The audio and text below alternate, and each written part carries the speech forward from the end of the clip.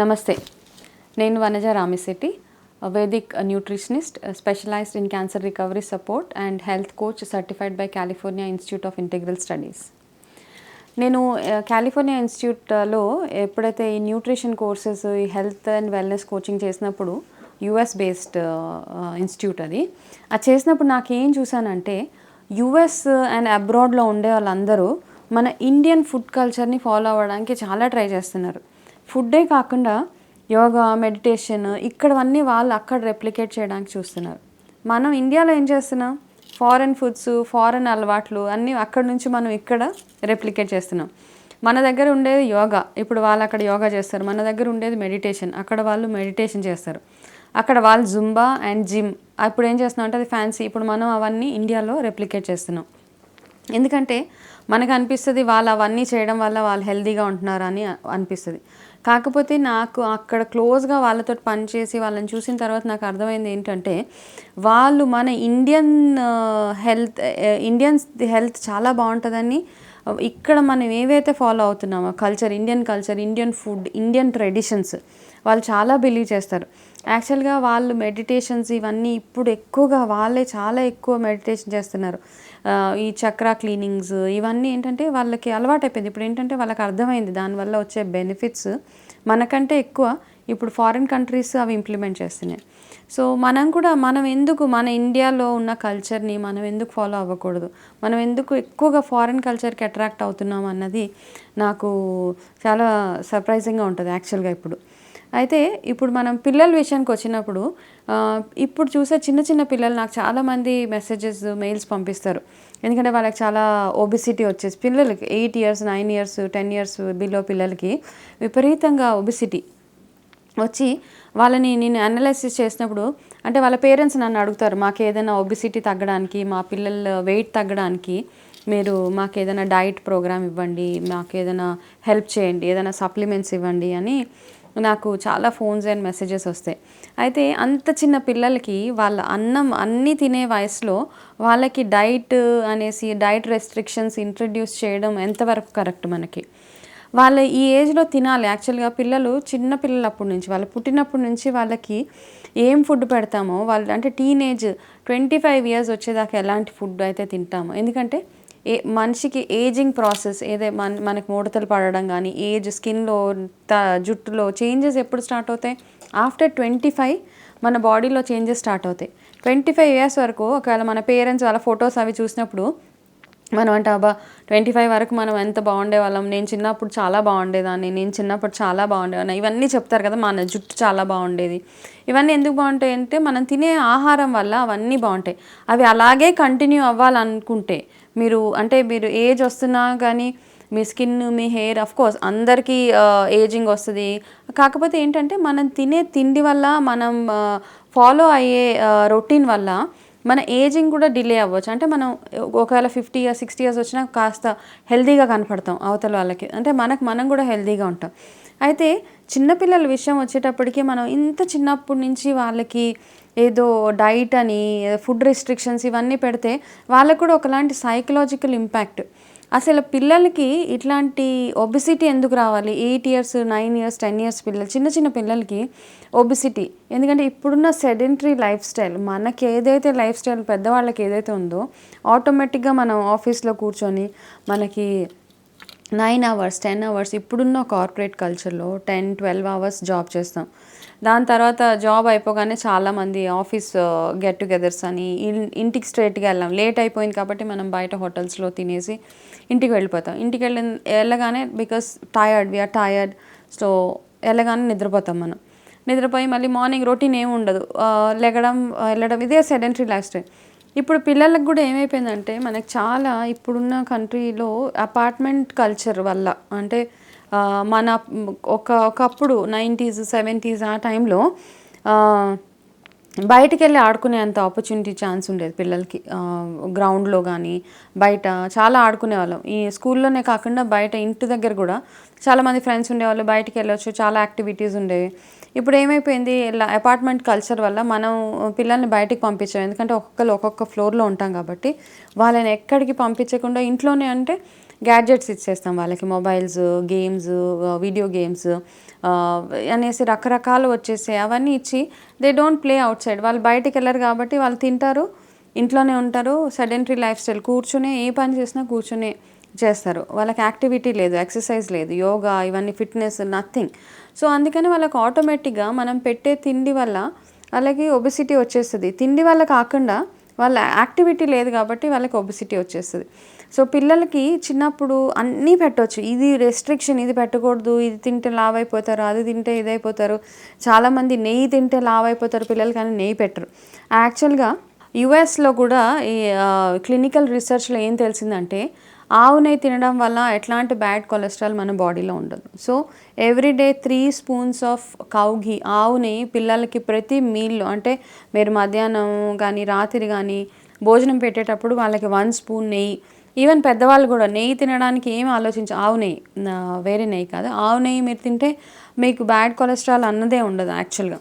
So అది ఆపకండి, మీ పిల్లలకి కంపల్సరీగా నెయ్యి పెట్టండి, ఎందుకంటే అది వాళ్ళ హెల్త్కి, వాళ్ళ ఇమ్యూనిటీకి ఎంతో హెల్ప్ చేస్తుంది.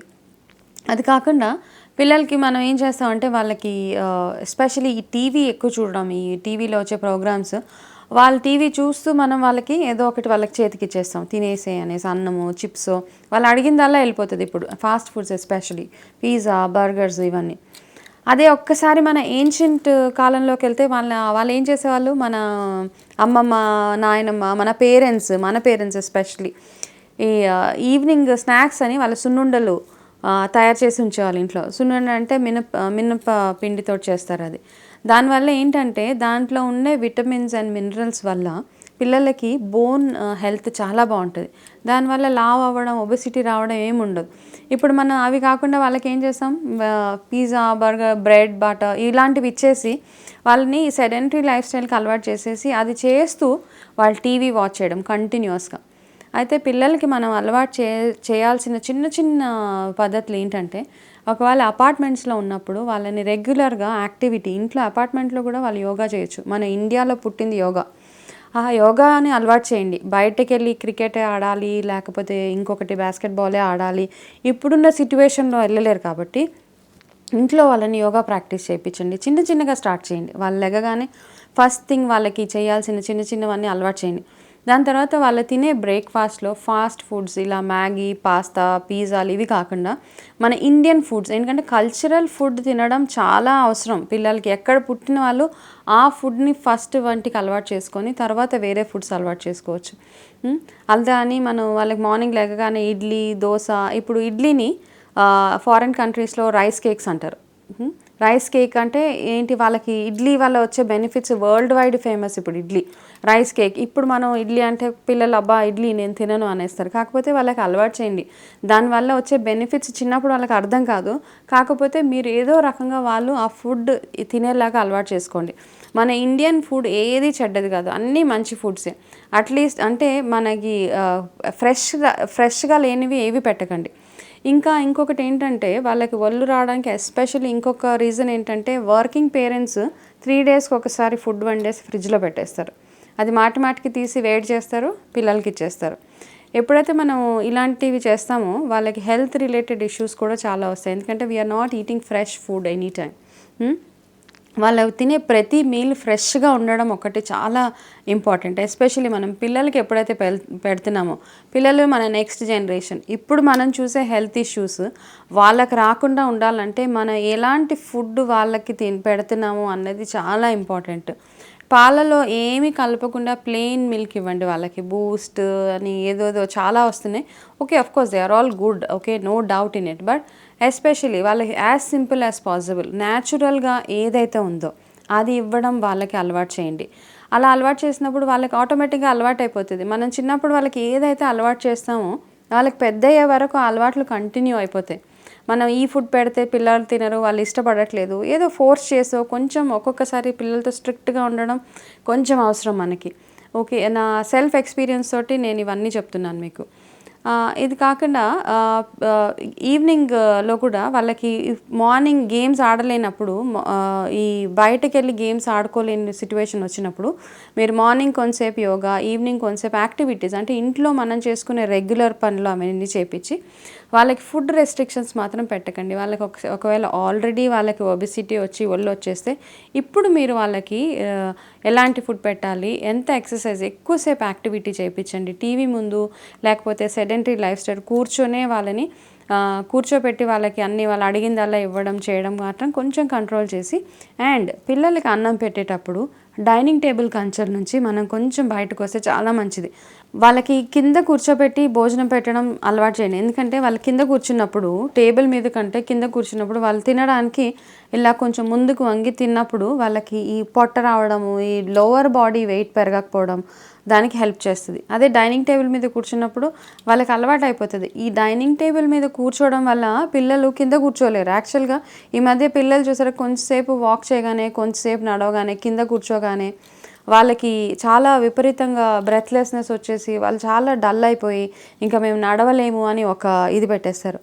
అది కాకుండా ఇంకొకటి వాళ్ళకి ఒబెసిటీ తగ్గడానికి మీరు ఏం చేయండి, మీరు ఒకవేళ అపార్ట్మెంట్స్లో ఉన్నప్పుడు లిఫ్ట్ కాకుండా వాళ్ళని మెట్లు దిగి మెట్లు ఎక్కమని చెప్పండి.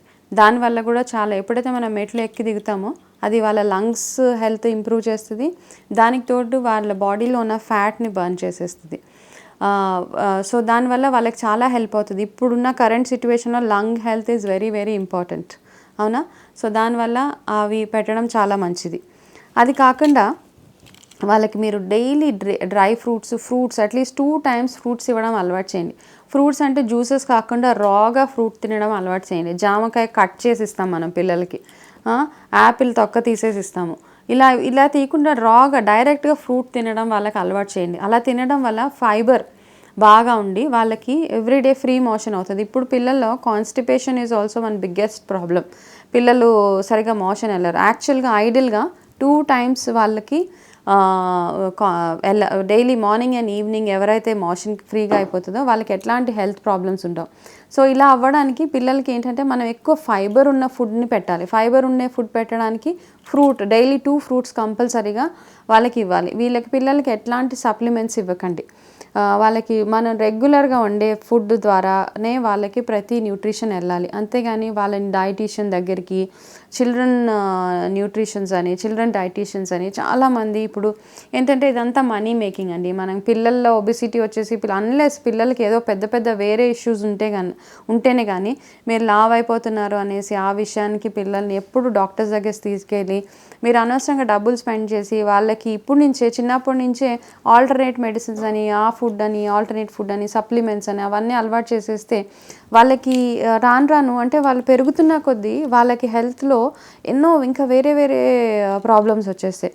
అదే కాకుండా ఇప్పుడు పిల్లలకి వాళ్ళకి ఏంటంటే సపోజ్ ఒక లావుగా ఉన్న పాప, ఒక లావుగా ఉన్న అబ్బాయి మన దగ్గరికి వచ్చినప్పుడు మనము వాళ్ళకి ఏమైనా ఆఫర్ చేస్తే వాళ్ళ పేరెంట్స్ వాళ్ళ మైండ్ని ఎంత కండిషన్ చేసేసారంటే ఇందులో ఎక్కువ కార్బ్స్ ఉంటాయి, ఇందులో ఎక్కువ ప్రోటీన్ ఉంటుంది అంటే చిన్న పిల్లలకి మనం అలాంటివి అన్నీ నేర్పించడం అవసరమా? అంత ఫ్యాన్సీ వర్డ్స్ కార్బ్స్ అని అవని వాళ్ళు ఎంత పాపం వాళ్ళ తినే వయసులో వాళ్ళని రెస్ట్రిక్ట్ చేసేసి మన పేరెంట్స్ కూడా వాళ్ళ మైండ్ని కండిషన్ చేసేస్తున్నారు. ఇది తినొద్దు, అది తినొద్దు అని. మన ఇంట్లో ఉండే వెజిటేరియన్ ఫుడ్ ఎంత తినగలిగితే, ఆకుకూరలు కంపల్సరీగా పిల్లలకి ఎవ్రీడే మధ్యాహ్నం మీరు ఎంత ఆకు పెడితే, ఎందుకంటే ఇప్పుడు మనకు కావాల్సింది ఏంటి ఇప్పుడున్న సిచ్యువేషన్లో మళ్ళీ అగైన్ జింక్, కాల్షియం, పాలకూర. ఓకే, జింక్ దొరికే ఫ్రూట్స్ ఏవి? రేగిపండు తింటే జింక్ చాలా ఉంటుంది అందులో. పాలకూరలో జింక్ ఉంటుంది, ఆమ్లా అంటే ఉసిరికాయలో జింక్ ఉంటుంది. సో ఇవి తినడం వల్ల వాళ్ళ లంగ్ హెల్త్ కానీ వాళ్ళకి ఇప్పుడు ఇమ్యూనిటీ పెరగడానికి హెల్ప్ చేసే అన్నీ వాళ్ళకి పెట్టండి. ప్లస్ సీజనల్ ఫ్రూట్స్, సీతాఫలం తింటే జలుబు చేస్తుంది, మ్యాంగో తింటే వేడి చేస్తుంది, ఇవన్నీ మళ్ళీ ఫ్యాన్సీగా ఇవన్నీ అంటూ ఉంటారు. సో ఎనీ సీజనల్ ఫ్రూట్ ఎప్పుడన్నా ఎలా అన్నా పెట్టొచ్చు పిల్లలకి. ఓన్లీ థింగ్ ఏంటంటే మనకి ఏ టైంలో ఏ ఫ్రూట్ తినాలి. నైట్ టైంలో చలవ చేసేవి పెట్టకండి. మధ్యాహ్నం చలవ చేసే అంటే సీతాఫలం నైట్లో తింటే ఆటోమేటిక్గా వాళ్ళకి జలుబు చేస్తుంది. సో సీజనల్ ఫ్రూట్స్ ఏమైనా మధ్యాహ్నం టైంలో తినండి. సో దానివల్ల దాంట్లో ఉన్న విటమిన్స్ మన పిల్లలకి వస్తాయి. దానికి తోడు వాళ్ళకి జలుబు చేయడం ఇవన్నీ ఉండవు. యాక్చువల్గా ఓవర్ ఈటింగ్ చేస్తే అంటే ఏదైనా ఎక్సెస్గా తింటే మనకి సైడ్ ఎఫెక్ట్స్ ఉంటాయి. తక్కువ తిన్నప్పుడు అంటే లిమిట్గా ఎంత తినాలో అంత, 1 యాపిల్, 1 సీతాఫల్, 1 మ్యాంగో అలా తింటే ఎలాంటి సైడ్ ఎఫెక్ట్స్ ఉండవు. ఏదైనా కానీ ఎక్సెస్గా తిన్నప్పుడు మనకి ఆటోమేటిక్గా ఒబిసిటీ వచ్చేస్తుంది. ఫ్రూట్స్ కూడా మనం తినాలి, ఎంత క్వాంటిటీ తినాలి, 1 బౌల్ అంటే ఒకటే బౌల్ ఫ్రూట్ తినాలి. అంతేగాని ఫ్రూట్స్ మంచిది కదా అని ఎక్కువ తినేస్తే ఆటోమేటిక్గా వాళ్ళకి ఒబిసిటీ వచ్చేస్తుంది.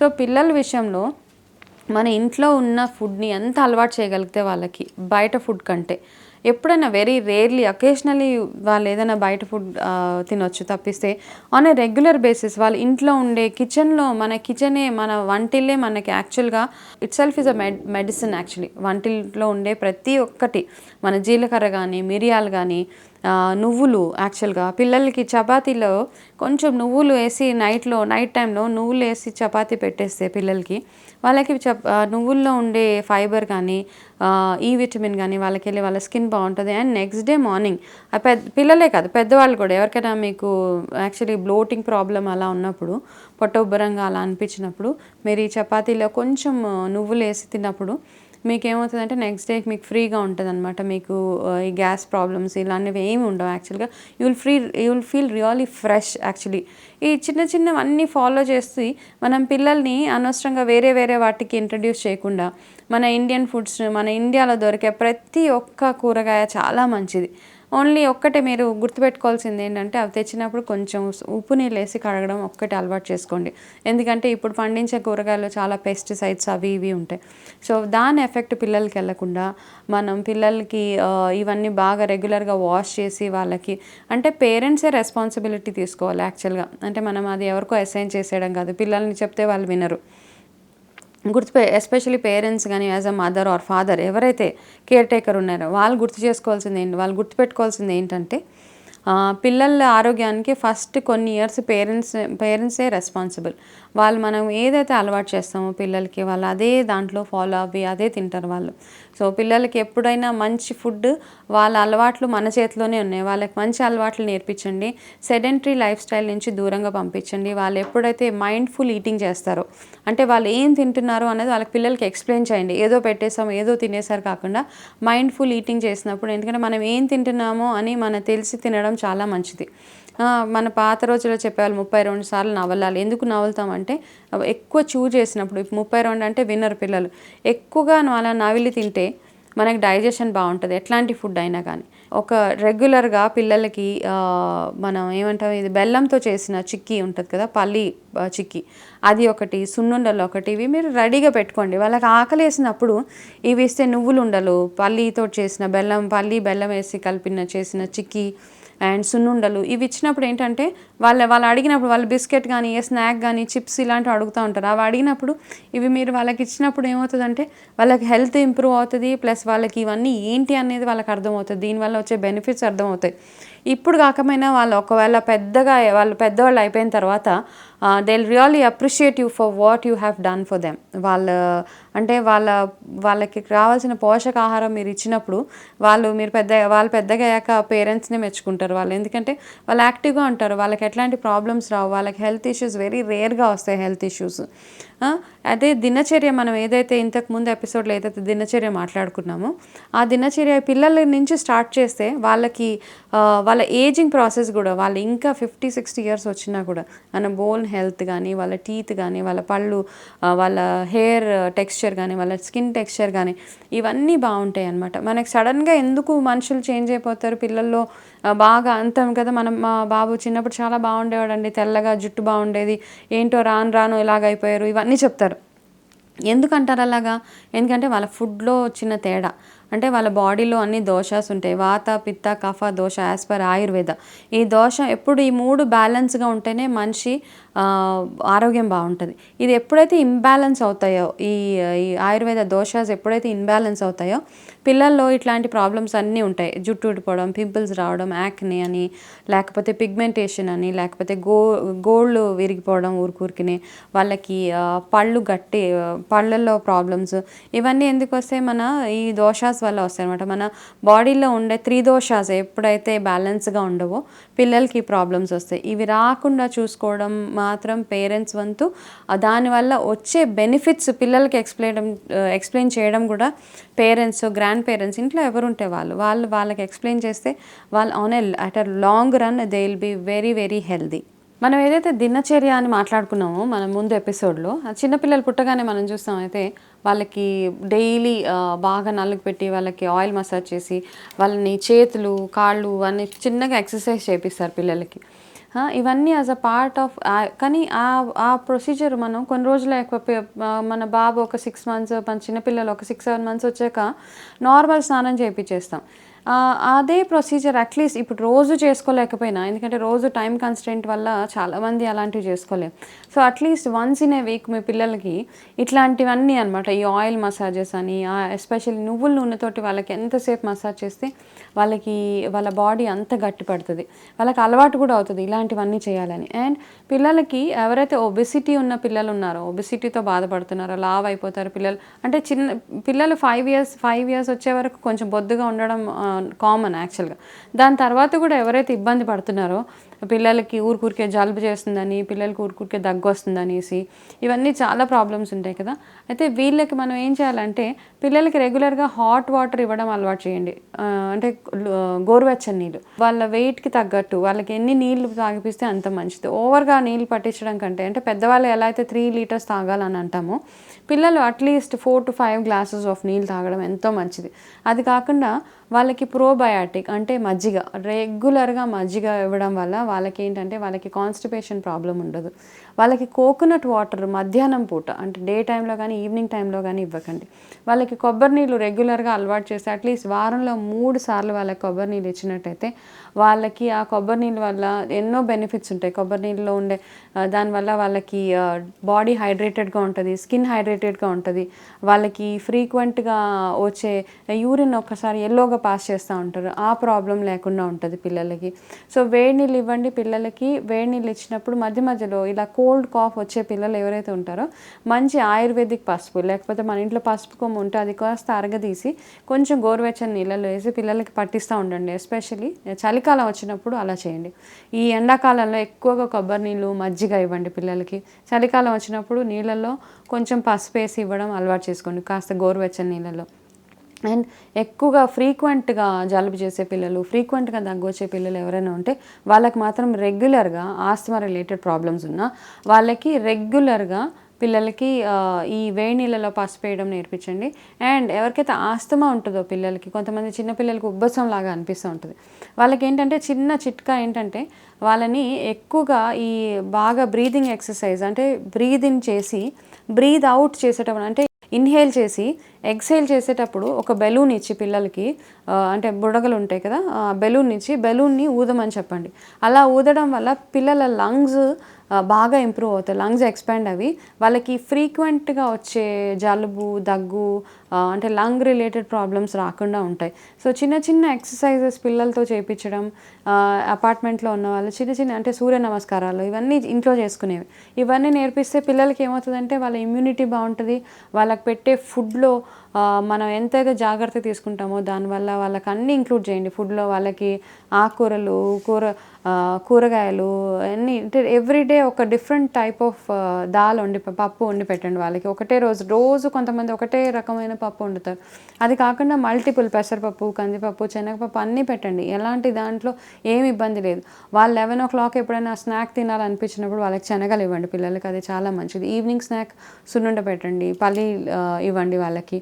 సో ఇవన్నీ చేయడం వల్ల ఏంటంటే వాళ్ళు ఒక రెగ్యులర్ రొటీన్కి అలవాటు అయిపోతారు. అండ్ కల్చరల్ ఫుడ్, మీరు ఒకవేళ సౌత్ ఇండియాలో ఉంటే సౌత్ ఇండియన్ ఫుడ్ పెట్టండి, మీరు నార్త్ ఇండియాలో ఉంటే ఆ కల్చర్కి అడ్జస్ట్ అయ్యేటట్టు నార్త్ ఇండియన్ ఫుడ్ పెట్టండి. అంతేగాని ఫారెన్ ఫుడ్స్, ఫాస్ట్ ఫుడ్స్ ఇవన్నీ అలవాటు చేసి పిల్లల హెల్త్ని రోజుకి యాక్చువల్లీ మన చేతులారా మనమే స్పాయిల్ చేస్తాం. దాని తర్వాత వాళ్ళకి తీరా ప్రాబ్లమ్స్లోకి ల్యాండ్ అయ్యాక మనం హాస్పిటల్ చుట్టూ ఎన్నో డబ్బులు ఖర్చు పెట్టి అలా తిరిగేసి మనం it's of no use actually. So you as a parent, you are only responsible for your kids health, so make sure that you take good care of your kids health and introduce your children to Indian food. Foreign food కంటే Indian ఫుడ్ని వాళ్ళకి ఎక్కువగా పెడతా ఉండండి. మన food వల్ల వచ్చే benefits వాళ్ళకి చెప్పండి, మీరు కూడా తెలుసుకోండి ఫుడ్ వల్ల వచ్చే బెనిఫిట్స్, దానివల్ల హెల్త్ బాగుంటుంది. పిల్లలకి డ్రై ఫ్రూట్స్ కూడా డైలీ ఇవ్వండి. డ్రై ఫ్రూట్స్ ఇవ్వడం అనేది ఎక్కువగా కూడా ఇవ్వకూడదు. ఎనీథింగ్ అంటే anything in excess is bad. ఏదైనా ఎక్కువ ఇచ్చినా పిల్లోడు తింటున్నారు కొంతమంది, మమ్మీ నాకు ఇది నచ్చింది, ఈ ఫుడ్ నాకు పెట్టనగానే మనం వాళ్ళకి ఎక్కువగా పెట్టేస్తూ ఉంటాం పిల్లలకి.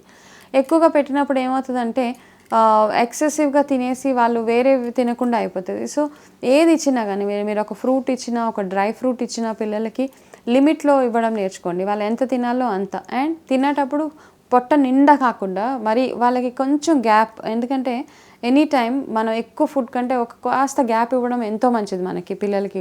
కొంతమంది ఇంకా తిను అనేసి పిల్లలకి బాగా ఎక్కువగా ఫీడ్ చేసేస్తాం. దాని తర్వాత వాళ్ళకి ఇండైజెషన్ ప్రాబ్లమ్స్, తినగానే వామిటింగ్ అయిపోతుంది. ఎందుకంటే మన బాడీ ఎంత తిండి అయితే తట్టుకోగలుగుతుందో అంత మాత్రమే పెట్టాలి వాళ్ళకి. పిల్లలు ఒక్కొక్కసారి మధ్య మధ్యలో నాకు ఆకలి వేయట్లేదు అన్నప్పుడు మనం ఫోర్స్ ఫీడ్ చేసేస్తాం వాళ్ళకి. అంటే తినాలి, తప్పదు, నువ్వు ఇప్పుడు తినాలి అంటే టైం టు టైం పెట్టేస్తూ ఉంటాం. కొంతమంది ఒక్కొక్కసారి ఏంటంటే వాళ్ళకి ఆకలి వేసే వరకు వదిలేస్తే వాళ్ళకి డైజెషన్ కూడా బాగుంటుంది. ఎందుకంటే వాళ్ళు ఒకవేళ పొద్దున్న హెవీగా తిన్నప్పుడు పాపం వాళ్ళకి ఆకలేదు, సో మధ్యాహ్నం తినము అన్నప్పుడు మనం ఏం చేస్తాం, అమ్మ ఎందుకు తినట్లేదు అనేసి విపరీతంగా వాళ్ళకి అంటే ఫోర్స్గా పిలిచి తిట్టేసి ఏదో చేసి పెట్టేస్తాం. ఒక్కొక్కసారి ఇట్స్ ఓకే, వాళ్ళు తినకపోయినా వారంలో ఒక పూట వాళ్ళు తినకపోయినా ఏమి ఇబ్బంది లేదు. సో మేక్ ష్యూర్ అలా తిననప్పుడు వాళ్ళకి ఎక్కువ లిక్విడ్స్ ఇవ్వండి. So they will be hydrated. వాళ్ళకి హైడ్రేషన్ బాగుండి వాళ్ళకి డీహైడ్రేషన్ అవ్వకుండా పిల్లలు జాగ్రత్తగా ఉంటారు. సో ఈ చిన్న చిన్న చిట్కాలు మనం ఇంట్లోనే చేసుకునే చిట్కాల వల్ల, మనం ఇంట్లో ఫాలో అయ్యే ప్రొసీజర్స్ వల్ల పిల్లల్ని ఒబెసిటీ అవ్వకుండా, పిల్లలు ఓవర్ వెయిట్ అవ్వకుండా చూసుకోవచ్చు. సో పేరెంట్స్గా మీరు ఎంత కేర్ చేసుకుంటారో పిల్లల ఆహారం విషయంలో పిల్లలు అంత హెల్తీగా ఉంటారు. వాళ్ళ ఆహారమే కాదు, వాళ్ళు చేసే ఎక్సర్సైజ్, వాళ్ళ దినచర్య, వాళ్ళ యాక్టివిటీ, వాళ్ళని అటు ఇటు నడిపించడం, వాళ్ళకి చిన్న చిన్న పనులు చెప్పడం, దీనివల్ల వాళ్ళకి ఒబెసిటీ రాకుండా వాళ్ళ హెల్తీగా హ్యాపీగా ఉంటారు. ప్లస్ వాళ్ళు బాగా చదువుకోవడానికి కూడా, వాళ్ళు హెల్తీగా ఉంటేనే వాళ్ళ చదువు మీద ఫోకస్ ఉంటుంది. కాబట్టి మీరు as a parent, grand parent, as a care taker, పిల్లల బాధ్యత కంప్లీట్గా పేరెంట్స్ మీద. వాళ్ళ ఒక ఏజ్ వచ్చే వరకు మన మీదే ఉంటుంది. So you all take care of your children. నమస్తే.